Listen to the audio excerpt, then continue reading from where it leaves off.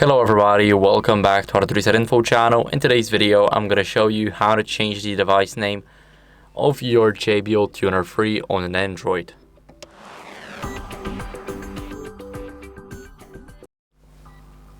So first, what you guys want to do is go over into the settings. Now you need to make sure that you're connected with the device.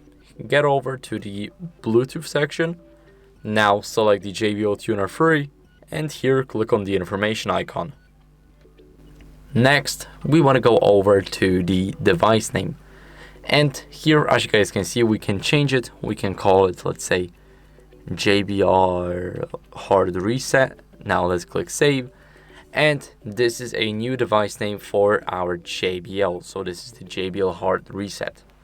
So that's how you guys can change it. I hope this video was helpful. If it was, then leave a like, subscription, and a comment, and I'll see you in the next one. Bye.